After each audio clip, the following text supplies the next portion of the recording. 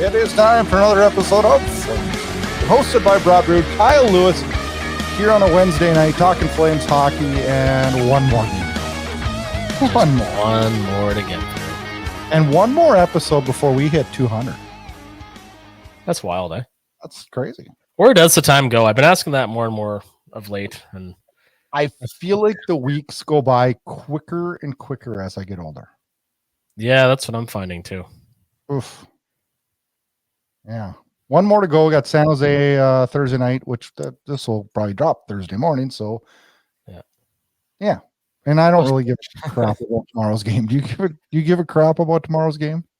No, not really, because in years past when we'd only get like the last game or two to see like young players play, we've had them in the lineup pretty well all year.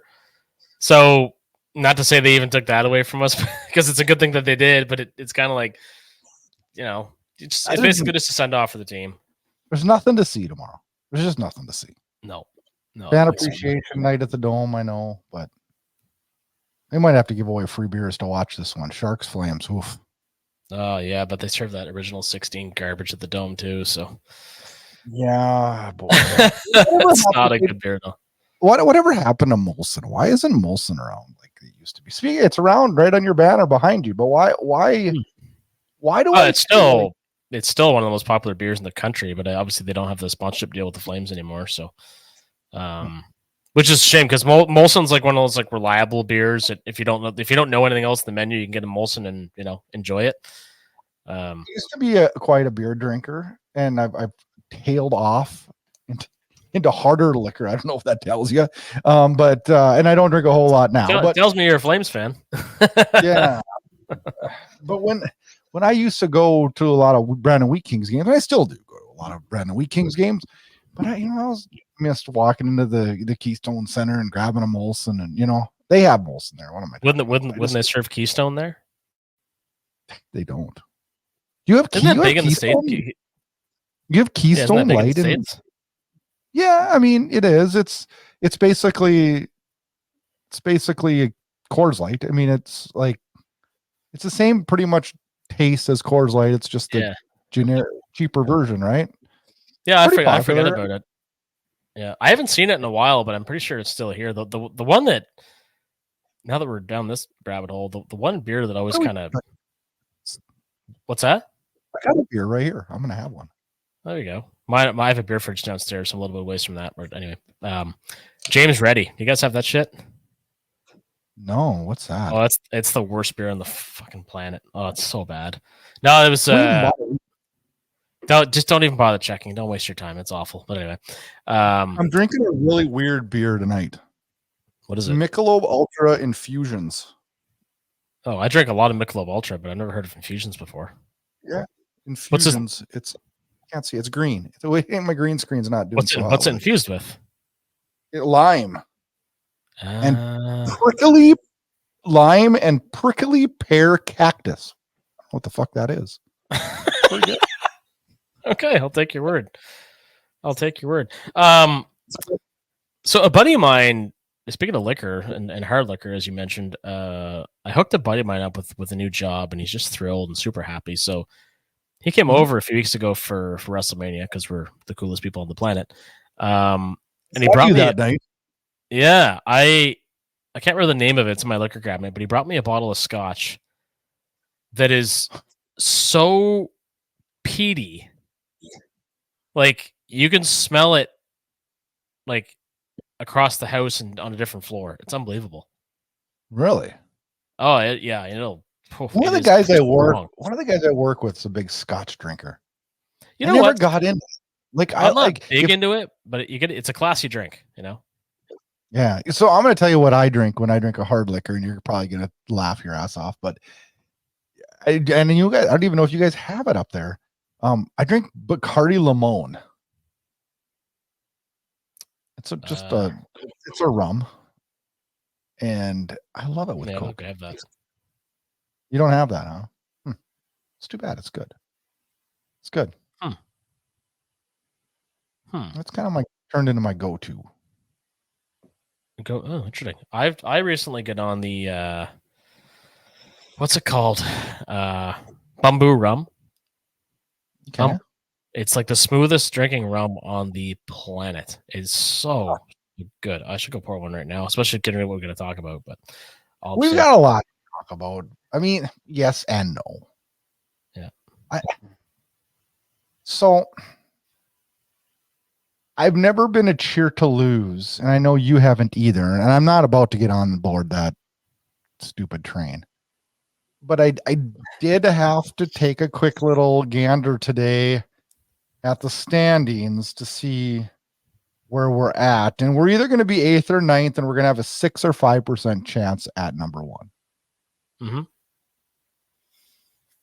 I don't think that's too bad, because that's about where I think we probably should be based on our talent level, right? Painfully mediocre. As bad as the Sharks. We're not as bad as the Blackhawks. We're surely not as bad as the Ducks or Blue Jackets. Montreal or Arizona are definitely worse than us. Yeah. And we're probably equal with actually, I probably would rather have the Senators roster than our roster. Would you rather have, if we could pick up franchise and say, all right, you get Ottawa, would you trade for that franchise? Player-wise. Yeah. I would too. I would too. I feel like they're under. Oh, they did for sure. I don't think there's any question about that. But I think that, back. I think they'll be a better team. Yeah, I would expect so. I mean, they have all the pieces to be significantly better. I think now that we're talking about it, we're going to be picking maybe even a little bit higher than we really deserve to, because we were playing meaningful hockey up until like early March. We're almost the middle of March, really. We've really hit the skids lately.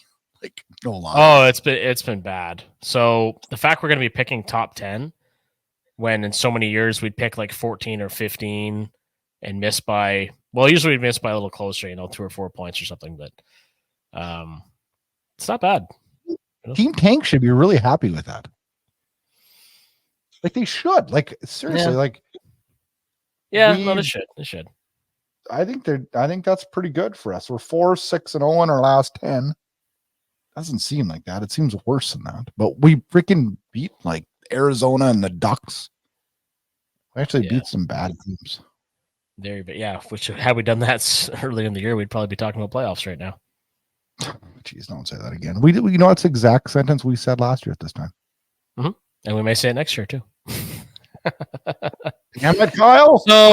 So let me take the reins for a minute then, because there's a few things that I think are worthy of mention or discussion. I want you to take the reins. Okay.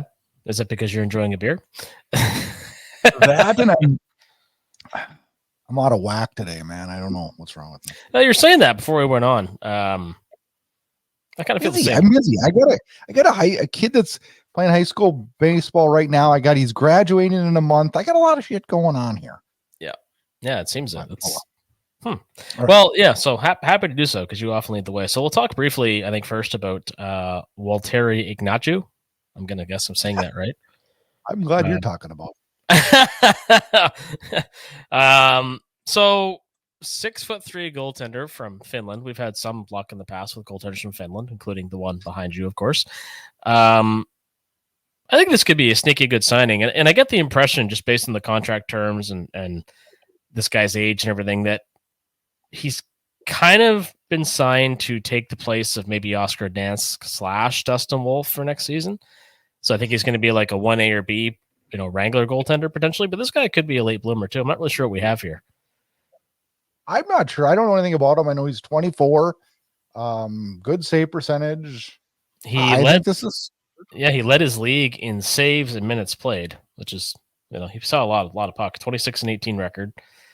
I think this is just a Jordan Singolette signing, isn't it? I mean, he scouted this guy and he had a good feeling on it, kind of like the David Riddick thing, and here we go, right? Well, it kind of makes me think of David Riddick and even Reto Berra. Like, this is a goaltender that you could conceivably turn into draft capital if you find yourself having too many goaltenders. But it's interesting. I mean, I always, for some reason, I can't tell you why, I've always been fascinated by European signings. I remember, obviously, Roman Cervenka was an interesting one for Calgary. Yuri Dopita in Edmonton years ago. For some reason, I remember his name. But it's like, here's a guy who's been really successful elsewhere. Maybe even like a David Wolf. and you just kind of, you roll the dice on them because they don't really cost you a whole lot. And I don't know. It's always neat to go into an off season or to a training camp with like an unknown, just a new asset you know nothing about. So I think this guy could be kind of fun. There's nothing to lose here, right? I mean, no, nothing to lose. I saw somebody 1 year 2-way contracts. It's 1 year. Who cares? Yeah. Speaking of goalies, did Jacob Markstrom play his last game as a Flame last night? I was gonna ask you that. Damn it. I've been struggling with that one, but my gut says yes. My gut says no. Oh, nice. Shocker, huh? Now, why? Now, I guess because you asked me first, I'll answer first. I can't help but feel like the well kind of got spoiled with the Knicks jersey trade, and that maybe it's just time to move on. Also, because he had a pretty good year and then kind of cash in. But why do you think that he stays put? I don't think we're going to get the return we think we're going to get, and that's a tough trade to be made. It just is. And goaltenders are hard to move in the current goaltending. So here's another thing I don't understand, right? Everybody says, well, we need, so then here lies the conversation. So do you go with Wolf and Vladar? And then I get pushback from everybody saying, no, we need a veteran with Wolf. Okay, well, we got one. Yeah. He's an aging veteran that has been a winner, has a great work ethic, and currently is working good with Dustin Wolf. Yeah. So why not just keep him? Okay, could we get one for $2 million cheaper? We could. Do we need the cap space right now? No. It's a perfect fit. Like, let's do this. Yeah. Like, I don't see a problem with it. And then I saw a tweet, and I'm not going to name who tweeted it, but because I'm not going to throw stones at him, because you can look at the tweet both ways, right? But he said, well, in the last 8 games, Jacob Markstrom's 1-8, and in the last 10, Wolf's 5-4. So Wolf's obviously playing better. No, have you looked at the opponents? Wolf's got freaking San Jose, Anaheim, Arizona. Markstrom's getting out there in Vancouver. I mean, come on. Yeah. Well, I don't think that's the whole glass half full versus half empty argument, right? Well, I don't think Markstrom's been like dynamite since the whole trade debacle thing. Not at all. But I don't think he's been bad either, right? No, and I mean, if I had to choose, I guess I'd probably choose to enter next season with the Markstrom Wolf tandem, because like on any given night, you've got a really good goaltender in the net. Absolutely, and you know what? Sure.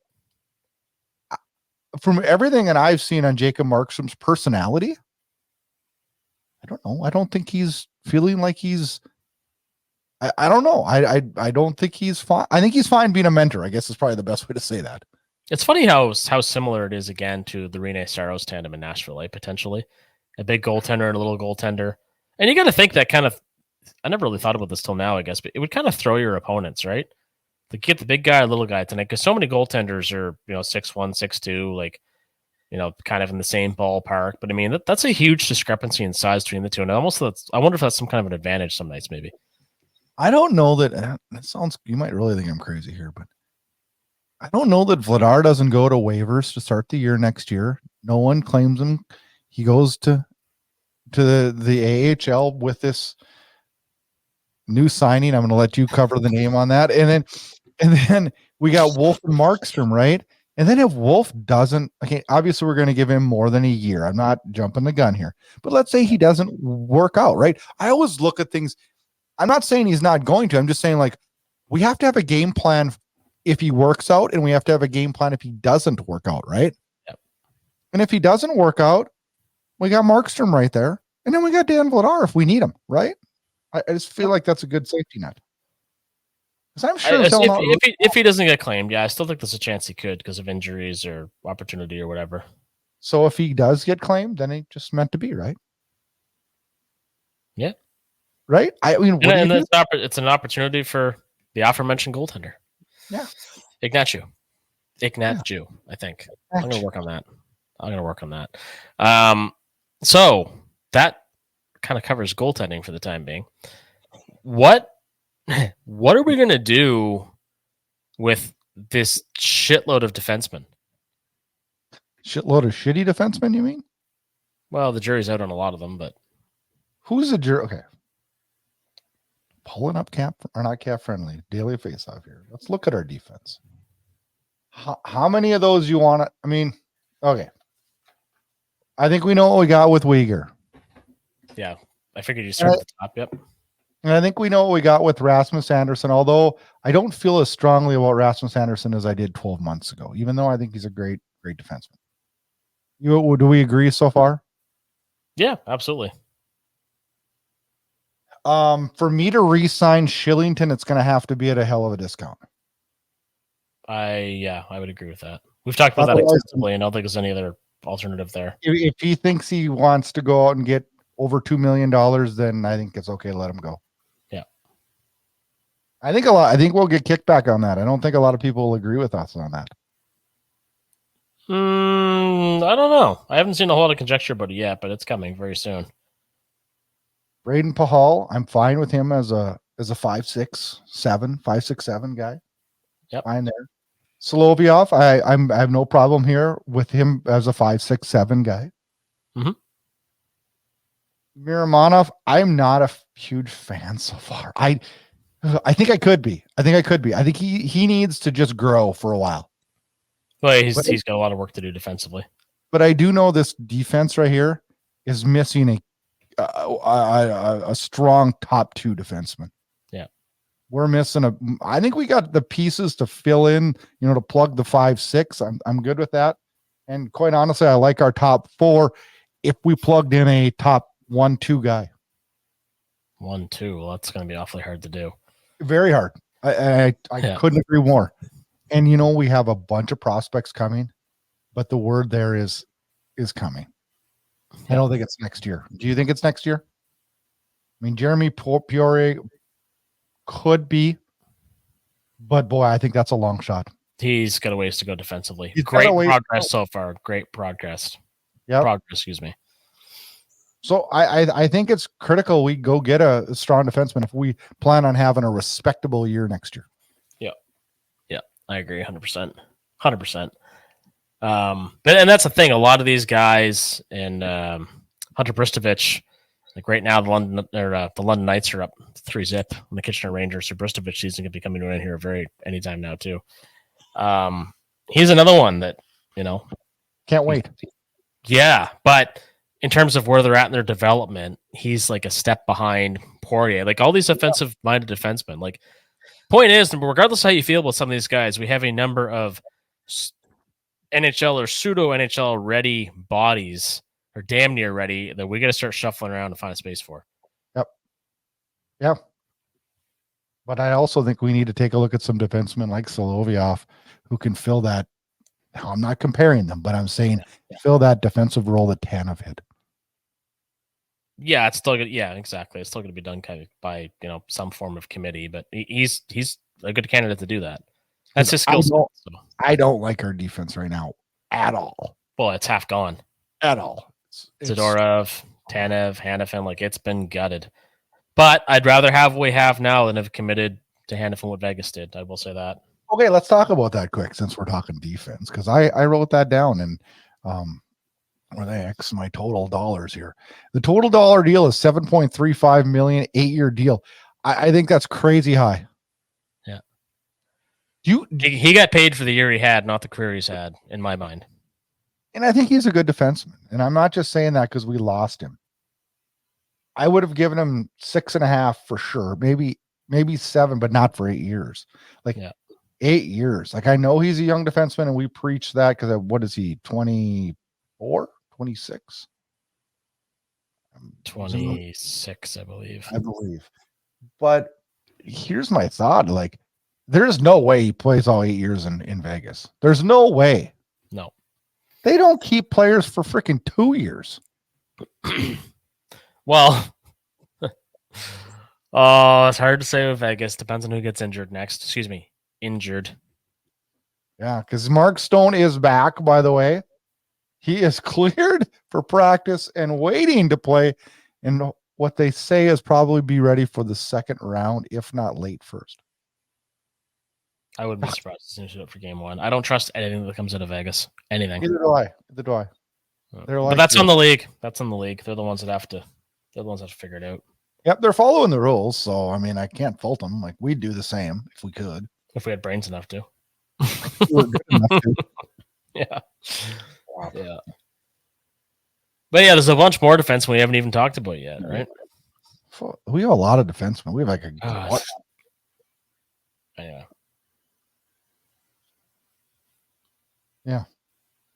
Regardless, there's a lot of defensemen, a lot of Russian as well.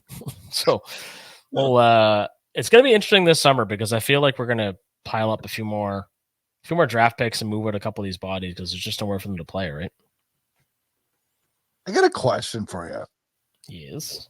After watching Adam Klapka last night, are you done with him? Because I'm done. It's a little premature, don't you think? Nope. Wow. Emphatic. All right. No. He's 6'8". He got ragdolled by a 5'8" guy. I'm done. He brings nothing to the table. He is not physical at all. He's not. I mean, if you're not going to be physical at 6'8", you got to be a freaking great skater. And he is not a great skater. I don't know. I don't see it. Yeah, I don't see him. It kind of reminds. Well, Hunter Smith comes to mind, right? Who the hell's Hunter Smith? You remember that draft pick? No. What year was that? I don't know, like 2012 or something like that. You're comparing him to a guy I don't even remember from 2012. You should remember only because he was so big. He was so big. He never amounted to anything at the pro level, but I'm going to look him up because now I don't remember him. I don't even remember him. Tells you the impact he had on me. Literally none whatsoever. Was it Smith? God, I don't even know now. Maybe I'm wrong. Maybe I said his name wrong completely.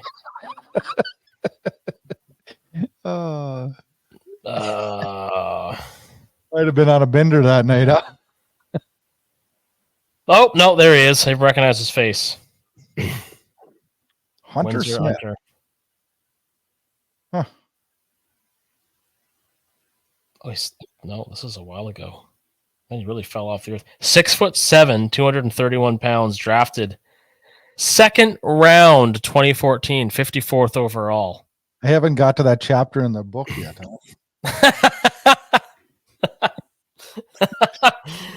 Anyway, all that research and painstaking listening, I'm sorry to our listeners. Yeah, that was another very large man that did not amount to anything. So Klapka at least has proven himself very useful at the AHL level. So, yeah, I don't. I mean, I am inclined to agree with you, but I'm not as emphatic about it as you have been. I hate being like that, but I just, you get a gut feeling once in a while, and after you've watched, it's like, all right, what's the upside here? I don't see how this could trend upwards. Just development, like he's not a horrible skater for his size. He's still young. I don't think he has a high ceiling. I'm not quite gonna write him off. So where do you stand on Dryden Hunt? Well, done. Really? Bye. Yeah, he's taking up a roster spot. I look at our roster and I look at some of those guys and I'm like, no offense, like he works his ass off, but we're not a winning hockey team with those guys filling our roster spots. Yeah, basically. It's the same thing it's always been. He's like all these other fourth line players over the years. Like I don't. They're a dime a dozen. I much prefer. Oh, excuse me, AJ Greer. If I'm gonna have somebody in that Me too. role. Yeah, me too. Hey, I got a question for you before I forget. Yes. The last night, Vancouver's up on us 4-1. Yeah, wasn't that fun? Yeah, it was great. And with like 3 minutes to go or 2 minutes to go, we take a penalty, right? Yep. They brought out their second power play and follow it up with their first power play unit. Mm-hmm. Were you not in the mood to break somebody's wrist? Because I thought that was a dickhead move. Man, you are really angry tonight. That's chicken shit. That is so Vancouver Canucks. Because if Calgary would have done that to Vancouver when they were horse shit the last 5 years, we'd have heard about it on Twitter for 15 fucking months. As much as I love Kelly Rudy, last night he's like, well, I don't think it's that big of a deal. Bullshit. If I would have been coaching last night, I would have said, all right, slush fund starting right now for someone who gives freaking Miller or Pedersen a good slash in the wrist.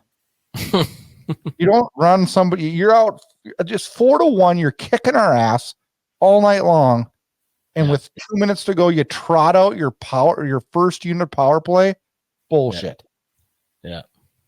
I don't know. I didn't like it. This late in the year, you know, it's not like you're trying to get them going or anything, right?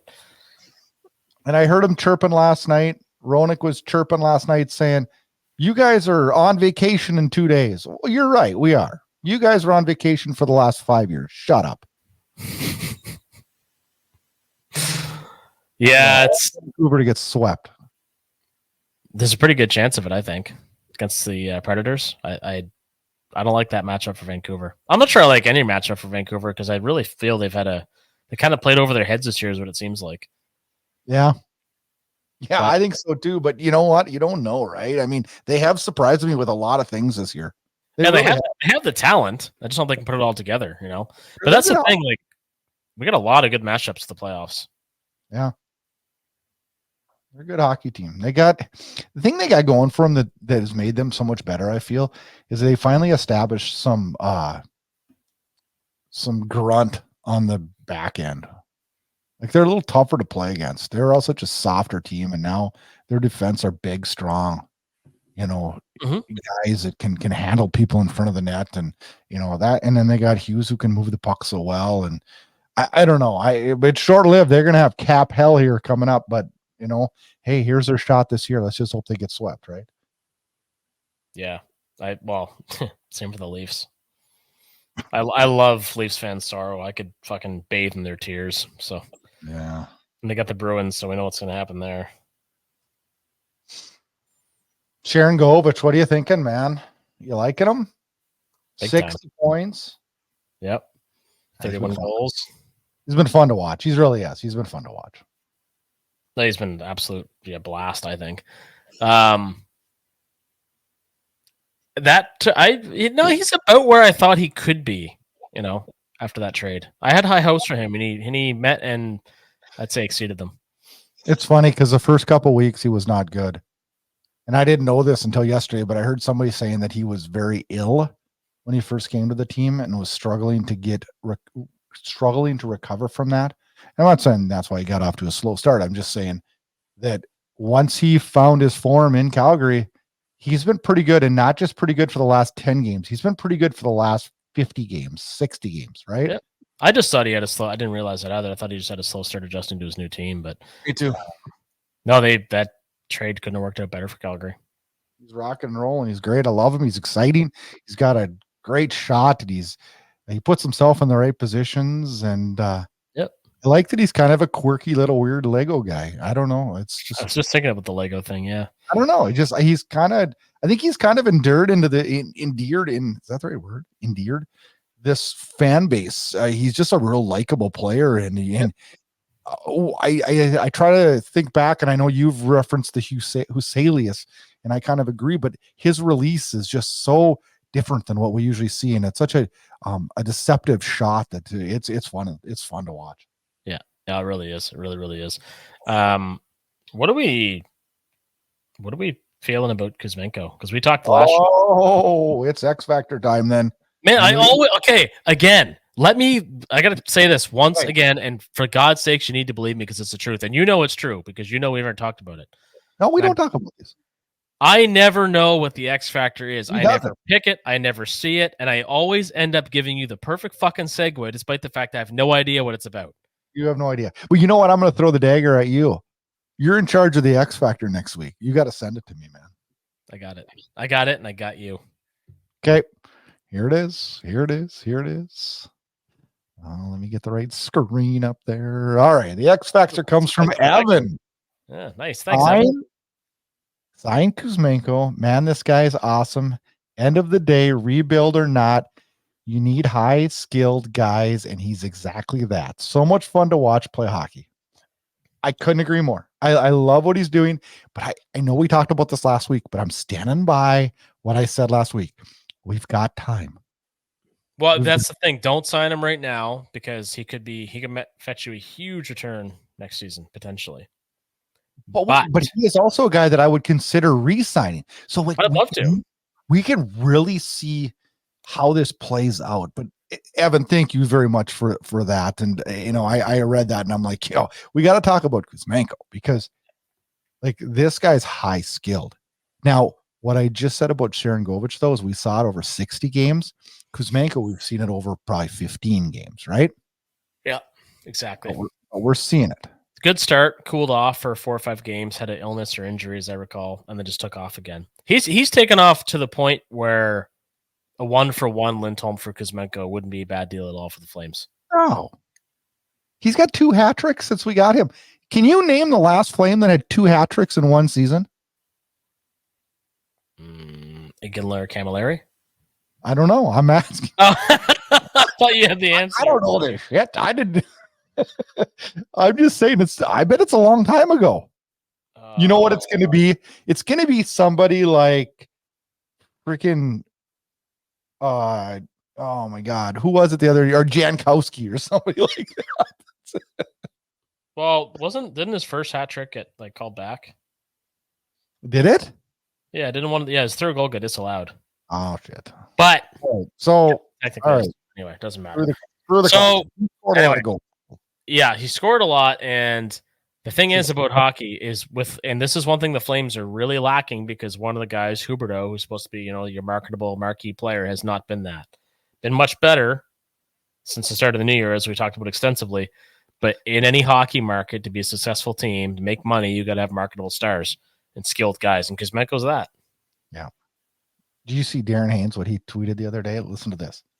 Since being dealt to the Flames, Kuzmenko has 13 goals in 26 games. Mm-hmm. Since the 2000s began, Jerome Iginla 5 times, Elias Lindholm and Matthew Tkachuk are the only Flames to score at a rate of 0.5 goals per game or higher in a season. Yeah, stats are so fun. They're so fun. They come up with such stupid stuff. You want to talk about fun? Here's one that's going to get you going. It's going to get you happy.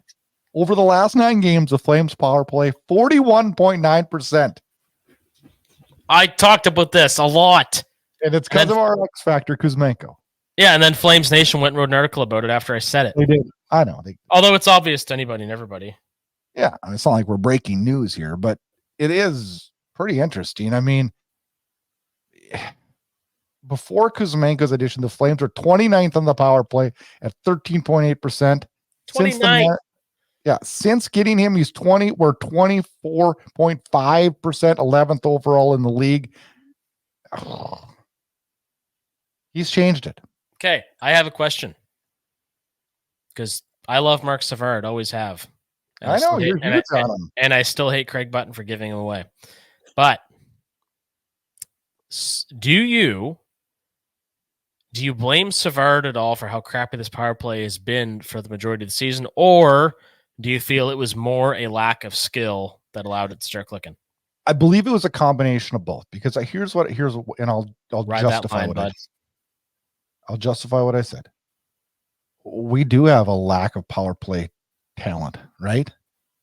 We lack that high scoring Elias Pettersson type guy. We do. Okay, we have got guys like Kuzmenko are filling that role now. And here's the only reason I would fault Savard is that it didn't come to fruition quicker. Coach has to maneuver and make those changes, and it shouldn't take that many games. Yeah. Albeit it does take time, and I don't really care now as long as we've got something clicking and a basis to grow that next year. So do you keep Savard as PP coach next year?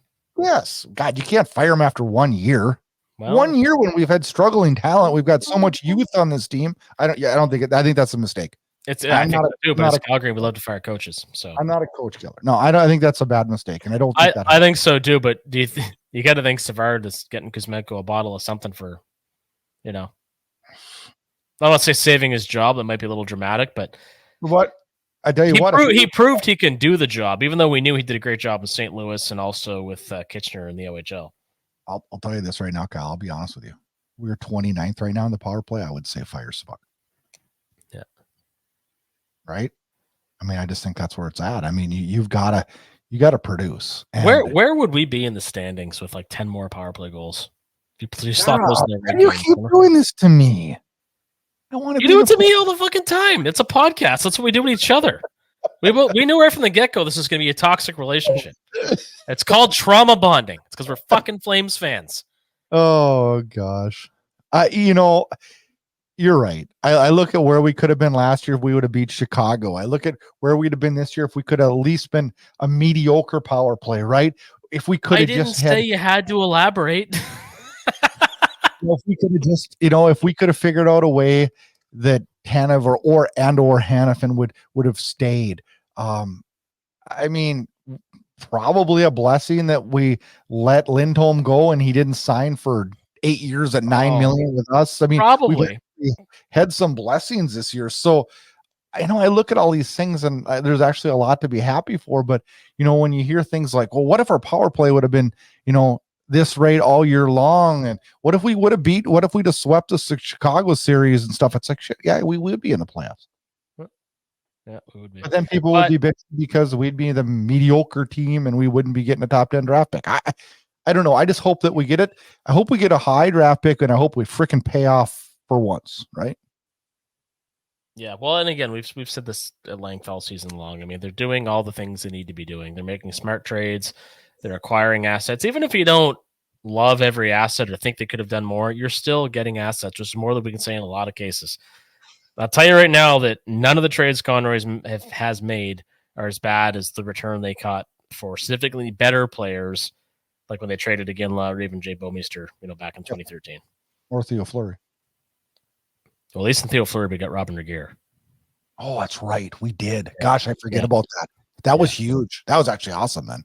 Jeez, I forget about that. Robin Regeer was, he might be in my top 10 favorite Flames of all time. That's one of my game worn jerseys I'll probably never part with because he's definitely one of mine. Yeah, he's probably my top 10. But generally speaking, how many? That's an off-season topic. What's that? Top 10 favorite Flames. I love the fact that I could hear your pen click over your microphone. Mm-hmm. That accentuated your point so well. That is a good off-season topic. That's a good off-season. Guess what? It's next week. We're pretty well cooked. That might be a topic for next week. Actually, no. Next week we got a lot to talk about. Oh boy. So, is that it? I mean, are we kind of winding down on that note? Let's talk about one thing before we leave. What do you got? Lay it on me. Let's talk about the Arizona Coyotes quick. You mean the Salt Lake City Mormons? What would you name them? I that's what people want to know. First off, yeah, okay. I got a couple things I want to just mention, and then I want to talk about the name. So I saw two things that were interesting. Saravelli reported that they weren't paying hotel bills, and this has been going on for quite some time. I heard that. This is something that Katie Strange reported on The Athletic about 2 years ago, and the league shoved that under the rug and said, no, it's been taken care of. It's been taken care of. It's happened more than once and continues to happen to this day, which is a sad state for the National Hockey League. Now, I also saw Adrian Dater, Colorado Avalanche reporter. He wrote that he's hearing if the Coyotes move to Salt Lake, the Avs might make the move to the Pacific Division with the new Salt Lake team, and the Oilers and Flames would move to the Central Division. Just a rumor, but he said that is been talked about. Well, geographically it makes sense. I saw the actual breakdown, and it geographically it makes sense. Kind of. Yeah. Now, again, we're out of a division, but then we're not in a division with Vancouver. That's weird. It would be very weird. We're in a division with Minnesota, Winnipeg. It'd be very strange to break. Well, I guess Nashville. We'd be in a division with Nashville. Yeah, it'd be kind of odd. It'd be kind of really odd, actually. But this is the other thing that I think we talked. Yeah, because I texted you about this. And correct me if I'm not saying this correctly, but I believe the stipulation of the sale of the team or the condition is such that if the team is sold to Salt Lake, but in the next 5 years, after like 25 years of fucking this up, in the next 5 years, a new arena is built in Phoenix or somewhere in the surrounding area, that the previous owner, Alex, whatever the fuck his last name is, Perlo. Yeah, he gets an expansion team. Yes, but you know what? The league knows, and the board of governors would never vote on that because they want this guy out. They're paying this guy $1.2 billion to go away. He is a freaking disaster for this league. Mm-hmm. Gary Bettman's pulling the plug. This actually, to me, is the only thing that could cost Gary Bettman his job. And it's not that he's moving this team. It's that he allowed this ownership group to hang on so long and create this much turmoil. Well, that now this is happening. And it's a bad look for the league. And the two layers to this. To me, there's this, like, I don't understand. Like, I'm stuttering. This is how dumbfounded I am. I never stutter. Anyway, I mutter, but I don't stutter. So we've got a guy who apparently isn't paying his hotel bills. So he gets an expansion team if an arena gets built. It's not getting it. But what? No, but even the fact that's even out there as a possible condition of sale, like, why the fuck would you get a team back after you just lost one? Do you really think, though, that's going to be a condition of this? Well, you know what? It probably is. And here's why it would be. Because they want to keep this out of the courts. They want this to go quick. And so what they're telling him is, that's right. Here, we'll put it in the thing. This guy's not going to get an arena built. And if he does, the league can just say, board of governors can just say, no, we voted no on it. Yeah. Because right now they're just trying to keep it out of they're trying to keep this out of the courts. This could get drug for years. It's just such a, and again, the one thing drives me nuts living in Canada is there's a crazy amount of illogical, baseless arguments for, like, oh, Gary Bettman hates Canada, and we need more teams, and blah. Like, yeah, I agree with some of those sentiments to a point. He helped Edmonton in Calgary a lot, big time. Like big time, and he's made the league far more profitable than it ever had been, far more. And nobody wants a team back in Quebec City more than me. It's a short drive from here. It'd be fucking amazing. Like, I want a team back in Quebec City more than anything. And if anybody should be upset about this, that Salt Lake's getting in and not Quebec City, it should be them. I feel horrible for those fan base. It's a great hockey. It was so awesome back in the Nordiques days. I love that. I miss that. But that's the thing. I mean, but to suggest that they're not getting a team right now because the league doesn't want one. Like, it's the league does the research. If there was a ready, willing, and able ownership group in Quebec City, the Centre Videotron is a pretty nice building. I think it would pass league standards. But anyway, if that was all there, they'd be looking at this a lot more closely. It's actually amazing that True North and Winnipeg got a team back. A 15,000 person arena who's apparently having some attendance issues this season, despite having a fantastic hockey team. So thank God for the whiteout. It's not so much the attendance issue in Winnipeg. It's corporate sponsors. Winnipeg doesn't have the corporate sponsors that Quebec City even would have. And that's one of the issues that happens, like, for example, in Ottawa. The arena in Ottawa is in the middle of fucking nowhere. It's the worst. I was there. It's forever away. I've been there a million times. It's like the airport in Edmonton. It's like, why? What are we doing? Why? Yeah. Halfway to Calgary. But again, that's why these teams left, apart from a weak Canadian dollar. And to me, honestly, apart from the weak dollar, the biggest reason was the lack of corporate sponsorship. Yep. So obviously the league, and probably because the Utah Jazz ownership group, among other things in Salt Lake City, like, there's things in place that make them believe a team can be successful. These other places that don't have a team right now, there's reasons they don't think it's successful. I don't know what the reasons are because I'm not privy to it. I'm not in the inner circle of the NHL. There's reasons that hasn't happened yet, but I will say that if Winnipeg got a team back, which they did years ago, eventually I think it is going to happen in Quebec City. I do too. I do. And I can't wait. People are going to think we're crazy for saying that, but I do. But I think it's going to be some time still. I think it's going to be some time because right now we have plenty of teams. I'm not an expansion. I'm not pro expansion right now. 32 is good. Yeah. I'm not there. And I question a little bit the Salt Lake market. I really do. I really question it. Well, Jeff O'Neill, or O-Dog as he likes to be called, was saying like bars there are closed like 7 p.m. Do you know that they're and I'm not saying that you have to have alcohol to have a successful hockey team, but there's stipulations. It's 2 drinks at a game, and it can't be over 24 ounces, and there's all kinds of different rules that are going to be set down.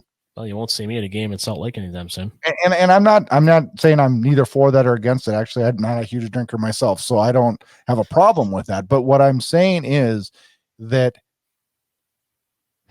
I don't know. I've never looked at Salt Lake as like a huge like mecca of sports, and I might be proven totally wrong. I still have arguments with friends about Seattle. I don't think Seattle's a great market long term.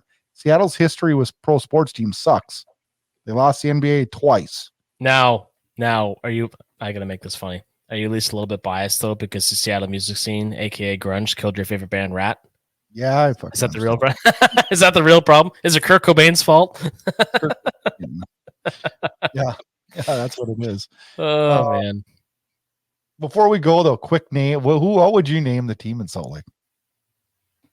I don't know enough about Salt Lake. All I think of is the 2002 Olympics. I knew you were going to say that. What is Utah even known for? Mormons. I don't know. That's all I know. What I mean. I've never been to Utah. I've never been to Utah. Everything I can think of is just way too offensive to say. I've heard honeybees. If they call them the honeybees, I'm out. Yeah. Because I hate bad nicknames. You want to hear a quick story before we go? I do. So we came in the town I live in, which is right on the Canadian border, about 45,000 people. We have a minor league baseball team. And it used to be the Minot Mallards, which is a pretty good name since we're in prime duck hunting country. So, I mean, it's a pretty good name, right? Yeah. That team folded and we got a new minor league baseball team. And they named the team the Minot Hot Tots. What? The Hot Tots, like tater tots. Their fucking mascot is a tater tot. The dumbest logo I've ever seen in my entire life. But the marketing genius that I am, listen to this one. This last winter, they announced they were going to have a women's fast pitch collegiate training softball team this summer. And they were looking for name requests. And I came up with it. What? The Titty Tots.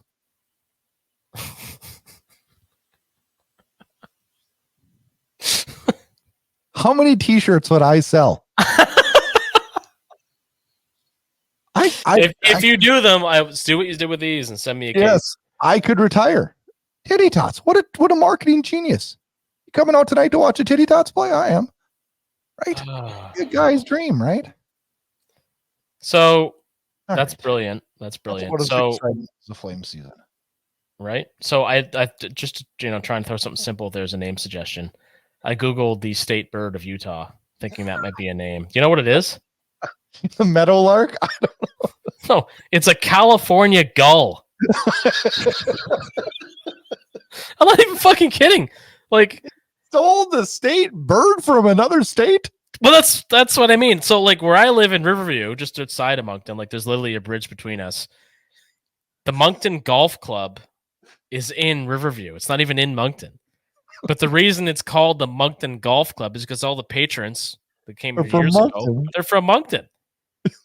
But like, I just slow pitched the easiest nickname idea right down the middle, and it's a fucking California gull. Like, this is poetic, man. You can't make this shit up. Oh, it couldn't be like a blue jay or like, anyway. All right. So no, I don't. To answer your question, apparently no, I don't have a suggestion for a name for the new Salt Lake team. So from now until next week when we record, each of us need to come up with a name. It's probably not going to be as good as my Titty Tots, but I'll do my best. Yeah, the Mormons won't like that. Oh gosh. All right. What do we got left? Thursday night, San Jose in town. Fan appreciation night at the Dome. Everybody get out, support the Flames as we end this. Season's been bad. We lost Snowy right away to start the year, and boy, it's snowballed since then. So off-season schedule, we are going to be back running weekly and through May 8th. Next week we'll recap the season and then talk some locker clean out, 200 episodes. I don't know what we'll do there. Jersey sale, equipment sale, my time to shine. We'll be talking about that next week. Then we go on to the draft lotteries, some player grades. We got a Flames fan poll coming up here in late May, and then we'll talk playoffs, NHL awards, draft, free agency, off-season news. And then the late August, we're going to preview next season's team. So we got a busy summer here at Flames Unfiltered, and I don't want to do it tomorrow. I know. You like how I planned that all out already? Yeah, that's fantastic. You sent me a schedule today. I'm like, holy shit, this guy's organized. Oh, I was just trying to plan ahead, you know. Get a basis. But we'll fly by has there been an official announcement yet for Salt Lake City? No. Okay. I think they're expecting the late, like tomorrow or the next day. Okay, so they're still. I know they want to get it done before the playoffs. Oh yeah, for sure.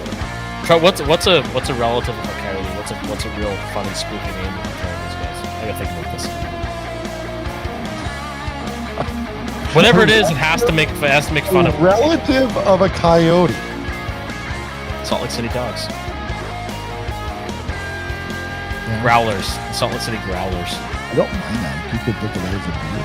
You guys call beers the big beers. Yeah, we do. I didn't even think of that, but that's smart. See? I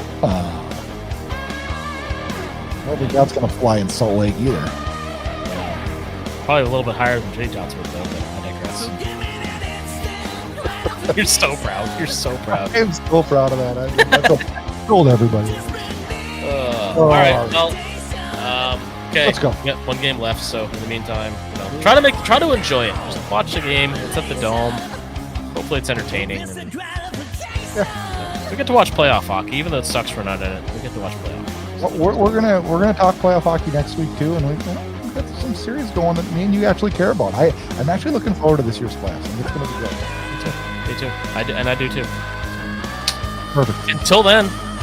All right. Have a good week, Flames fans, and check back for more Calgary Flames hockey talk every single week on Flames Unfiltered.